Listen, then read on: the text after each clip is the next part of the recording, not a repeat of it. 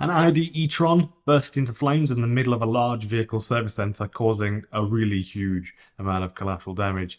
But interestingly, there were warning signs, really big things, for the year or so before this happened. A couple of recalls, water going into the battery cells, stuff like that.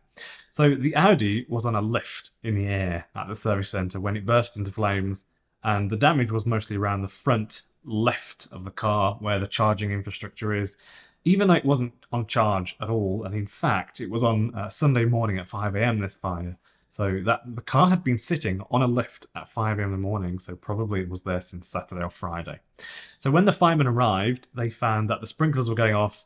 They'd already had multiple events with this building, actually, for some reason, where it was automatically calling the fire brigade out. They were used to rushing to the building, but this time they actually found a really spunky car, an Audi E-Tron, on fire on the left in the middle. So quite hard to get to, with cars parked around it with the windows down, all being damaged by the sprinklers going off because of the water getting in. So basically they got there, they found that the sprinklers were going off, and it was very smoky. And they found that the car was on fire on the lift, a couple of meters off the air. They couldn't lower it. The lift was unresponsive. The car had been in the service centre for multiple days because of reoccurring issues, and it had been recalled because of the high voltage battery in 2023 cutting off.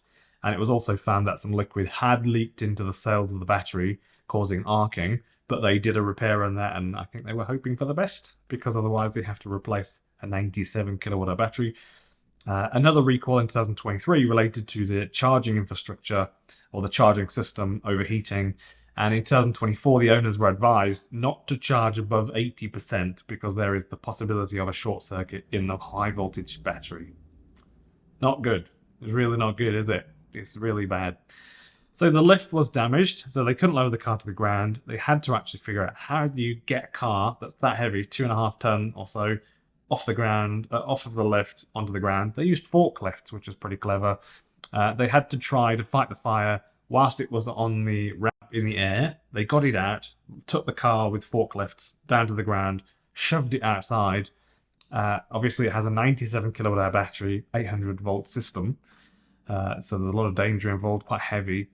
Fortunately, the battery cells inside were actually compartmentalized in metal casing, which is a thing that they do with the Audi E-Tron, which helps stop the thermal runaway. So it should stop the fire going too far through the battery and the whole thing. So it should kind of prevent it looking like one of those clickbaity thumbnails with a car completely smothered in fire. So that's kind of the idea there. Interestingly, CATL have got their 2.0 system coming out, where they use thermal barriers and things like that in the batteries. Really clever stuff. I've done a battery on that, video on that. The firemen finally were able to put out the fire, and they obviously used the forklifts to move the car out of the building.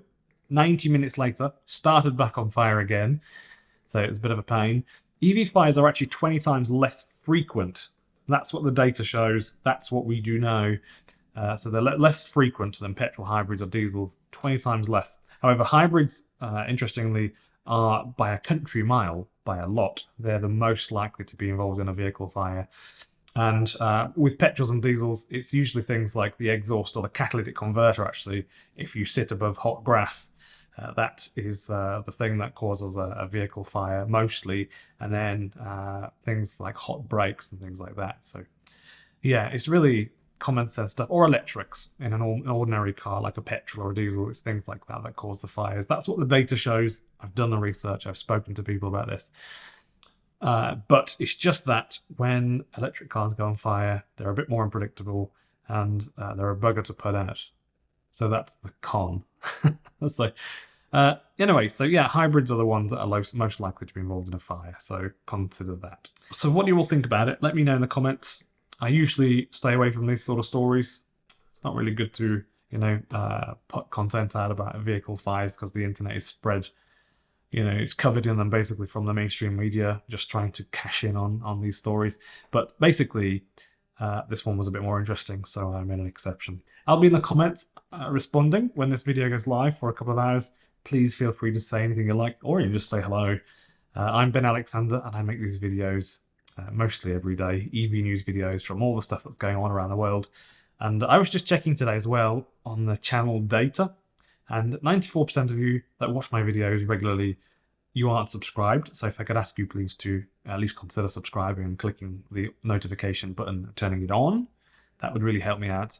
You're basically just telling YouTube that you like my stuff, and it helps my channel grow a little bit. So, and that would be brilliant.